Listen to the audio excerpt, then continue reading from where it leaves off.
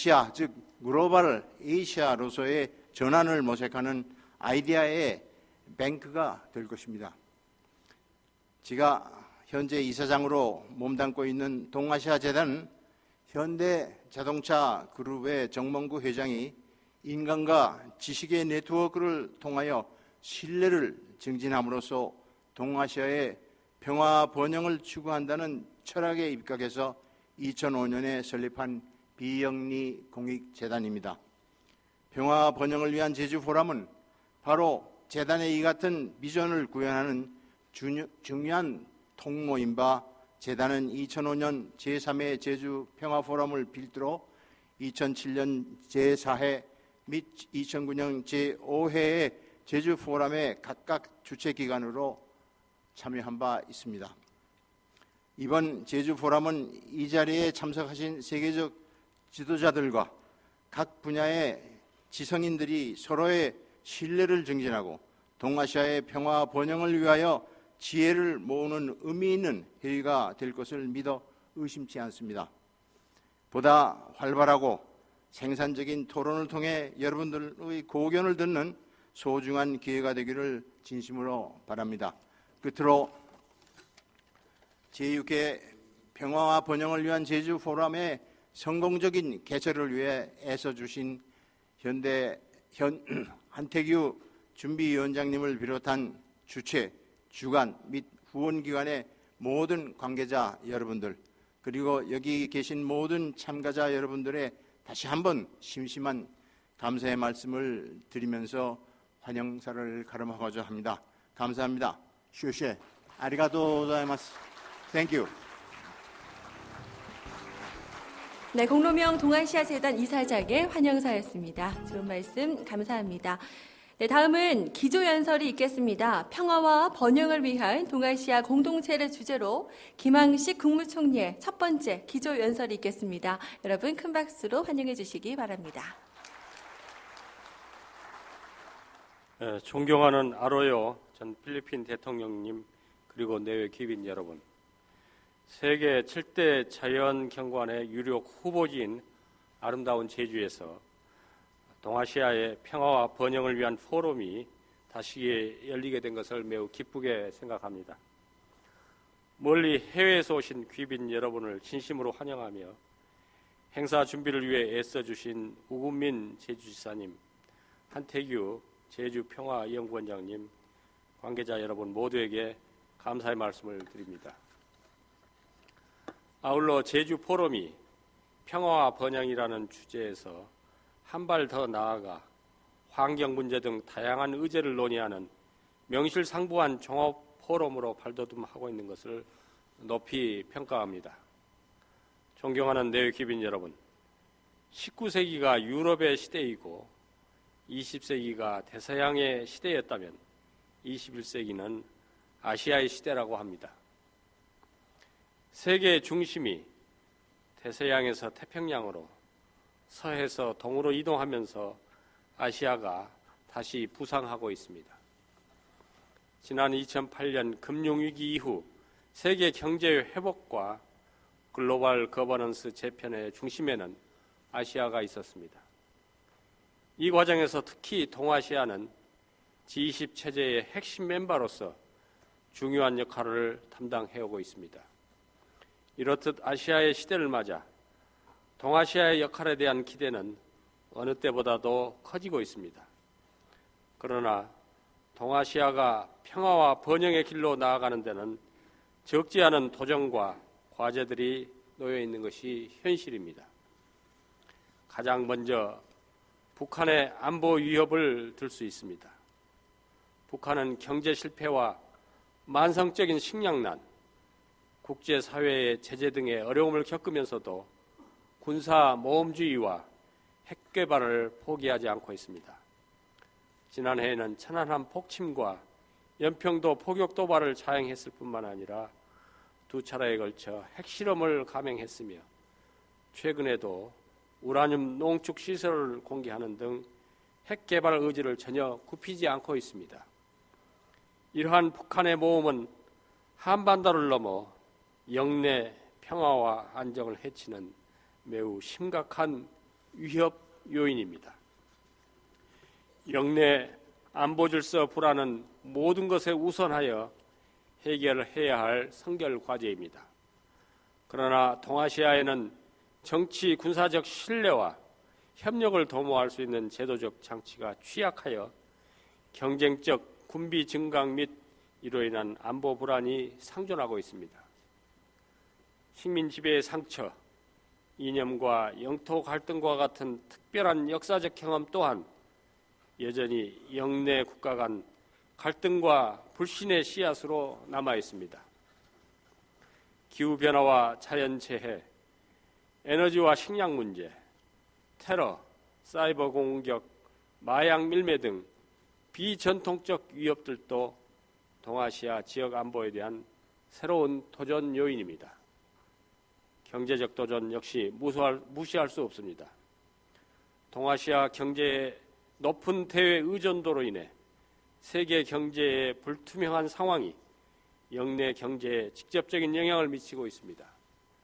중동 및 북아프리카의 정세 불안과 글로벌 불균형의 지속, 유럽의 재정 위기 확산 등이 동아시아 경제의 불안 요인으로 투영되고 있는 것입니다. 영내 국가 간 개발 및 성장 격차도 이 지역 공동 번영을 위해 반드시 해결해야 할 과제입니다. 동아시아에는 1인당 GDP가 3만 불이 넘는 선진국도 있지만 하루 평균 1달러 미만으로 살아가는 최빈국도 있습니다.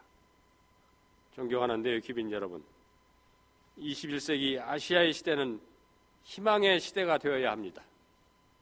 이를 위해서는 동아시아부터 당면한 도전과 위기를 넘어 평화로운 동아시아를 구축하기 위한 협력을 긴밀히 해나가야 합니다. 먼저 북한의 비핵화를 실현하고 북한이 다시는 천안함 폭침과 연평도 포격과 같은 도발을 자행하지 않도록 해야 합니다. 우리는 언제든지 북한과 열린 마음으로 대화할 용의가 있으며 육자회담을 통해 북한의 비핵화에 관한 생산적인 협의가 이루어지기를 진정으로 바라고 있습니다. 그러나 육자회담이 그저 대화를 위한 대화가 아니라 비핵화에 실질적인 진전을 거두는 장이 되어야 하는 만큼 우선 남북 간 대화를 통해 북한의 진정성을 확인하는 것이 필요합니다.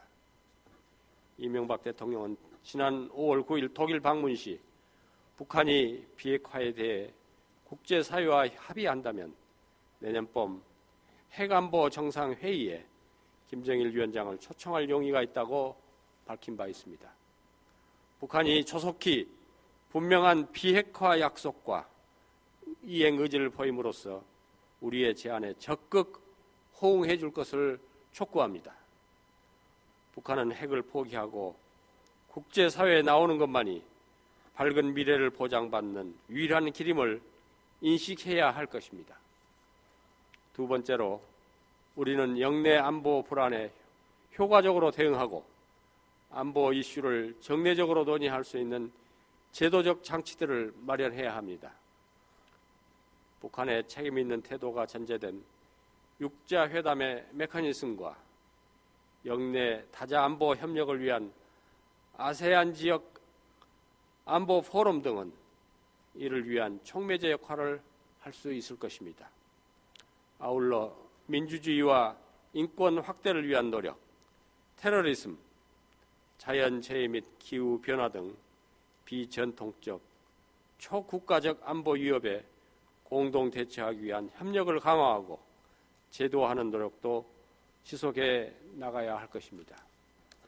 번영의 동아시아를 위한 영내 국가들의 노력도 중요합니다. 이를 위한 출발점은 영내 FTA 네트워크를 확대하는 것입니다. 그동안 한중일 세 나라와 아세안 국가들 간의 FTA는 동아시아 경제협력의 촉진제가 되어 왔습니다. 아세안 플러스 1의 틀을 날줄로 하고 전 세계 교역의 17.6%를 차지하는 한중일 간의 FTA가 C줄로 되어준다면 동아시아에도 FTA 네트워크가 촘촘히 형성되고 이에 따라 영내 국가 간 경제 통합 논의도 크게 촉진될 것으로 기대합니다. 한국은 지금까지 45개국과 FTA를 체결하는 성과를 거두어 왔습니다. 동아시아 가운데는 아세안 국가와 및 인도와 이미 FTA가 발효 중에 있고 중국, 일본과도 FTA를 논의하고 있습니다.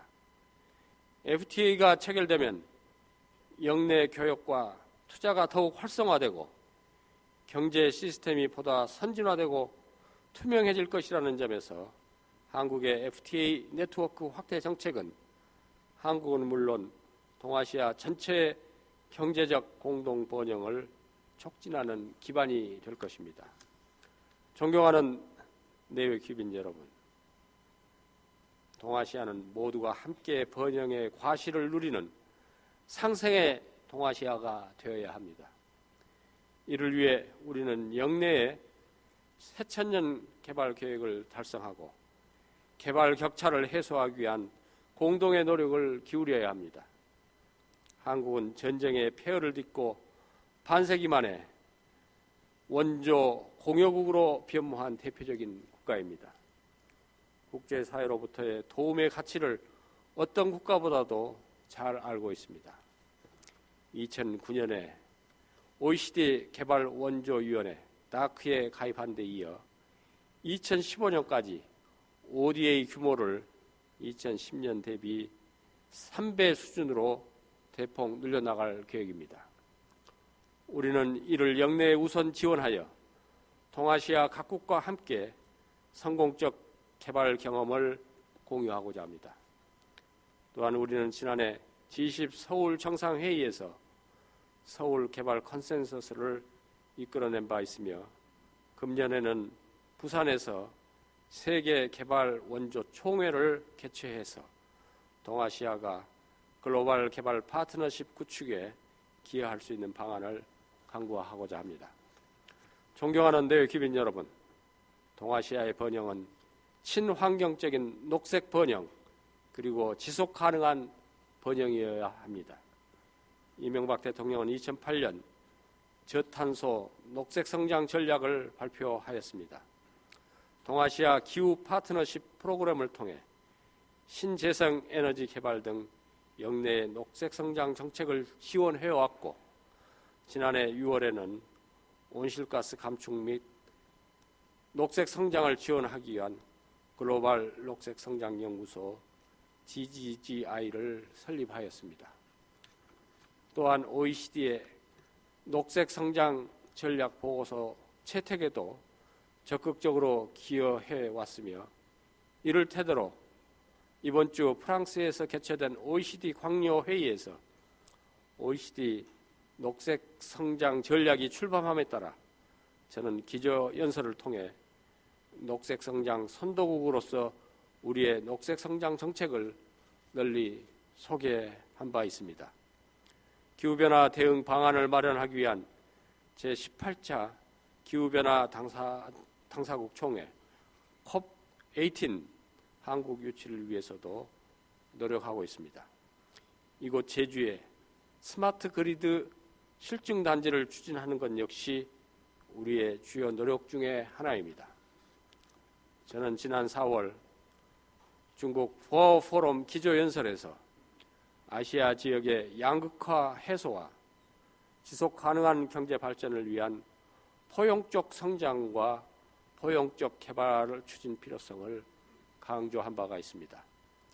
이번 제주 포럼에 번영의 아시아라는 비전도 경제 성장과 환경 보호, 고용 창출과 개발 격차 해소 등이 종합적이고 균형된 관점에서 다뤄질 것을 기대합니다. 존경하는 내외 귀빈 여러분, 동아시아는 잠재력이 매우 큰 지역입니다. 한중일 3국과 아세안만 보더라도 세계 인구의 31%와 GDP의 20%, 교역량의 22%를 차지하고 있습니다. 이러한 잠재력을 발현시키기 위해서는 안정적인 안보 제도의 구축과 영내 경제 통합, 나아가 평화와 번영을 위한 공동체를 이룩해야 합니다.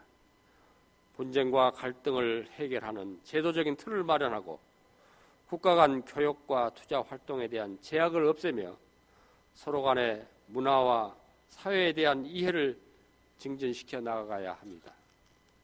또한 미래의 동아시아 공동체는 영내 문제의 극복을 넘어 국제사회 전체의 상생과 번영을 추구하는 진취적 개방성과 글로벌 문제를 주도적으로 해결하는 적극성을 가진 공동체가 되어야 합니다.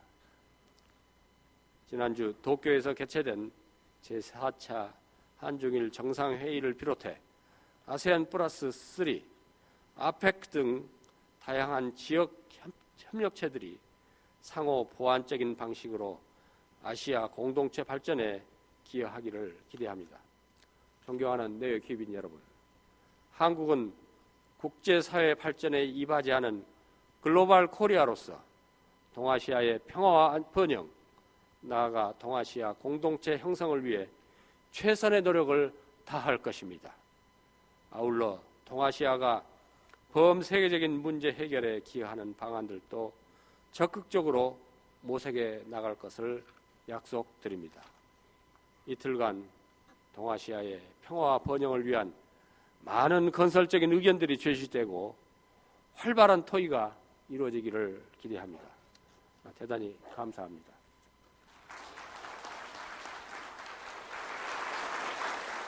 네, 김황식 국무총리의 첫 번째 기조연설이었습니다.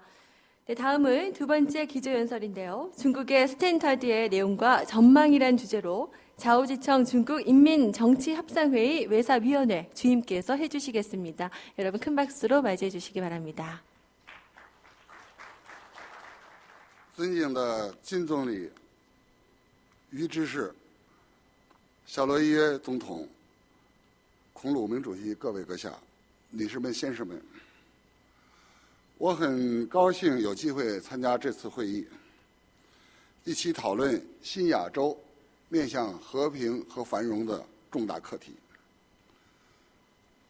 如果在几年前讨论这个题目，我们还充满了想象力和浪漫主义的色彩，而今天讨论这个问题，我们又有了现实感。回顾从上世纪60年代开始，亚洲出现了四小龙。最初是推行出口导向的战略，以后逐步向新技术、高科技、现代经济来发展。